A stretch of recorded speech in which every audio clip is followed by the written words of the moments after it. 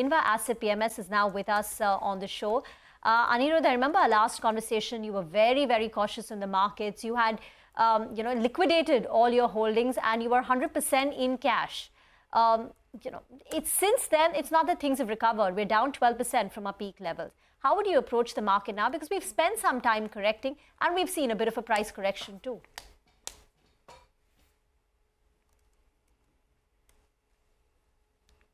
I think you're on mute. Oh, sorry. Okay. So thank you for having me. A very good morning to all the viewers of CNBC TV18. Yeah, we have been, as you rightly said, we have been sitting for cash for quite a long period of time, and I think the status quo still remains. We are still sitting on cash, though we see a lot of interesting opportunities now arising, especially today. And yes, but we still feel that there is a little bit more pain to go.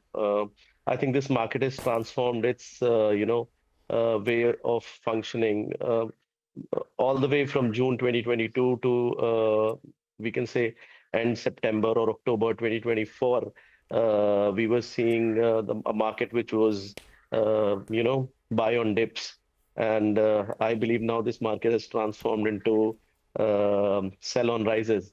And I think the valuation and the growth prospects in the market are still not supporting the valuations out there. How much lower at an index level do we need to go for you to be more comfortable at a headline in the broader sense? See, I believe at least sub 22K is where we should look at the indexes. And all these indexes the Nifty mid cap, small cap, even the Nifty, they have a tendency to approach 500-day moving averages, be it simple or exponential during a bull market correction. And we clearly are in a bull market correction. We may have periods where we may rise, but I believe, as I said earlier, all these rises should be an opportunity to book profits we have earned wonderful profits in the last 2 years.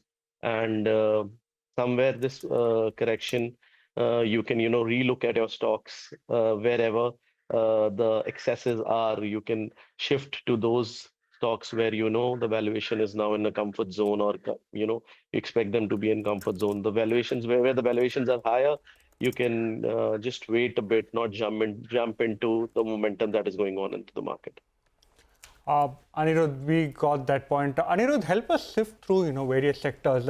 Where is it that you continue to see excessive valuation? And like you mentioned at the start, today especially, you do see a few pockets of opportunity. So which are the sectors you like currently, and which are the sectors that you will continue to avoid? See, if we look at the overall context, we are seeing economic slowdown in India.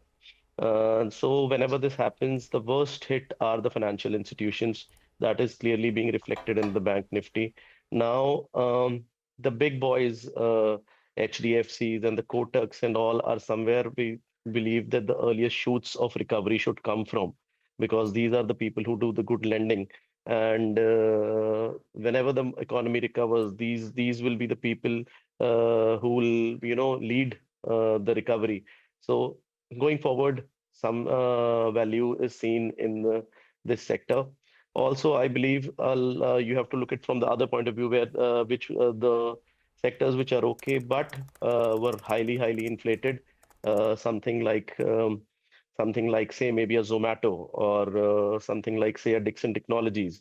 All these sectors which are the new age sectors of India, which are I connect them to the consumer side of it, and very expensive. Somewhere the correction has started in these names as well.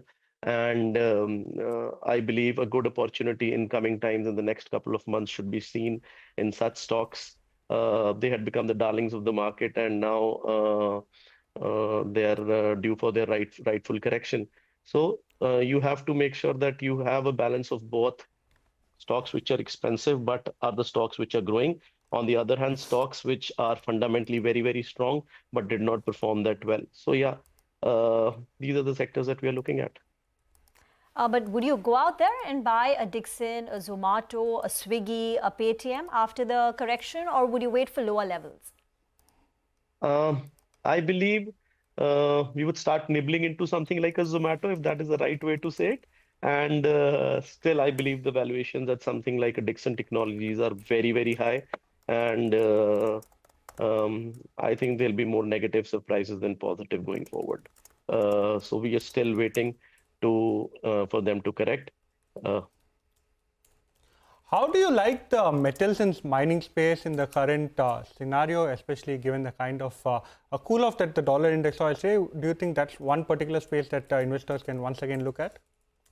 I think it's too early for us to, say that the dollar index has topped out. I personally, I do not believe so. I think whatever rally a little bit, if we can say that, or a dead cat bounce, if we can say that, is happening in metals is just because of the China growth that has come in. The dollar index, I still believe, is in a dangerous territory, and one should keep a very, very close watch at it. I think nothing has changed. Things will take some time. Just Donald Trump swearing in does not change anything in the market. The US inflation problem is still there. He recognized it yesterday in his inaugural speech as well. And out of every, I believe all the UN cry out there, the reality is the US inflation and the lack of global growth. This is something that you will have to, fight out in the real world. Rest all is like a Bollywood film where you're talking too much and not delivering that much, is what I could make out of Donald Trump's speech yesterday. So the US inflation is still a problem, and until this US inflation problem solves, I don't think that the dollar index is gonna come down. We see higher levels for the dollar index, and then automatically lower levels for developing market equity indexes. Anirudh, thank you very much for joining in. Day one of the Trump administration, and already unpredictability and volatility is evident in our markets. The mid-cap index